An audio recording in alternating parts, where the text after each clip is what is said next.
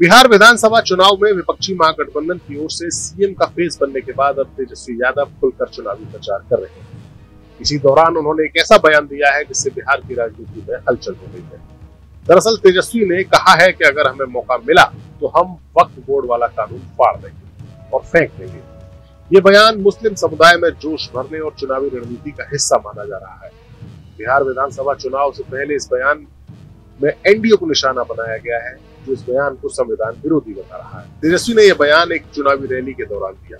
तेजस्वी ने केंद्र सरकार के वक्फ कानून को मुस्लिम हितों के खिलाफ बताया। वक्फ कानून मुस्लिमों की धार्मिक संपत्तियों जैसे मस्जिदों, कब्रिस्तानों और जमीनों को संरक्षित करने का कानून है।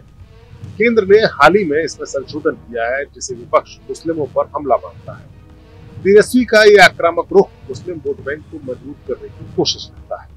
बिहार में मुस्लिम मतदाता करीब 17% है जो चुनावी समीकरण बदल सकते हैं। ये मतदाता अभी तक आरजेडी के ठोस समर्थक माने जाते रहे हैं, लेकिन अब बिहार की राजनीति में एआईएमआईएम के लीडर असदुद्दीन ओवैसी की एंट्री से खेल बदल गया है। तेजस्वी ने ये बयान कोई अचानक गुस्से से नहीं बल्कि सोची समझी रणनीति के तहत किया है। राजनीति के जानकारों का मानना है कि आरजेडी के सामने दो बड़ी चुनौतियां हैं।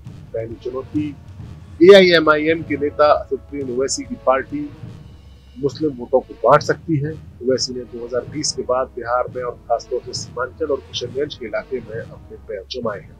यहाँ मुस्लिम बहुल सीटों पर उनकी पैठ बढ़ी है। अगर ओवैसी के उम्मीदवार मजबूत हुए तो आरजेडी का वोट कट सकता है। तेजस्वी का बयान मुस्लिमों को ये संदेश देता है कि आरजेडी ही उनकी सबसे बड़ी हितैषी है। तेजस्वी को इस वक्त दो बड़ी चुनौतियों का सामना करना पड़ रहा है। पहला, मुस्लिम वोटों को ओवैसी की पार्टी की ओर जाने से रोकना और दूसरा मुस्लिम समाज को ये संदेश देना कि वो सिर्फ प्रतीक नहीं बल्कि निर्णयकारी भूमिका निभाने वाले वोटर।